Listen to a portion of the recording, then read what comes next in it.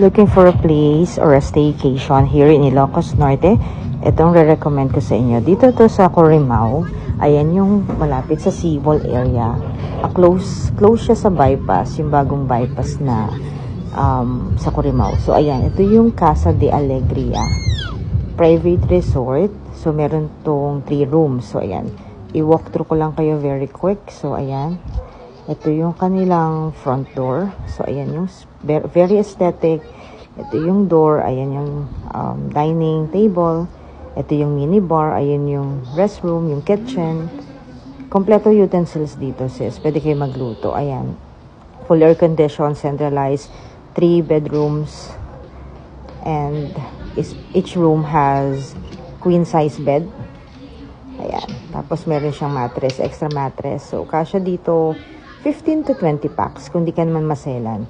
So, ayan. Medyo close yung restroom. Pero same din naman. Mayroong hot and cold. Ayan naman yung labas niya. Parking space. Pwede ka rin dito mag-create ng event. Like wedding. Or any special event of your choice. Garden wedding. Pwede rin. Birthday party. Pwede rin. So, ito naman yung gilid niya. So, we have the view of the sunset. Ito yung labas niya. Ayan yung pool.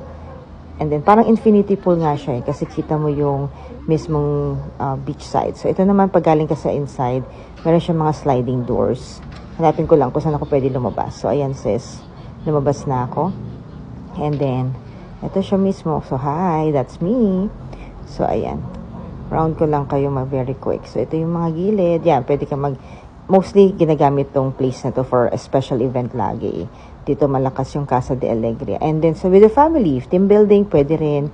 Ayan yung gilid niya. So, meron siyang sariling veranda or with your own, yan, pool. Tapos, ito naman yung taas. Pwede mo rin gamitin tong taas. Supposed to be ito yung bubong. So, ang kinaganda is ginawa rin nila tong open space. So, perfect na perfect din to for any special event kung di kayo kasya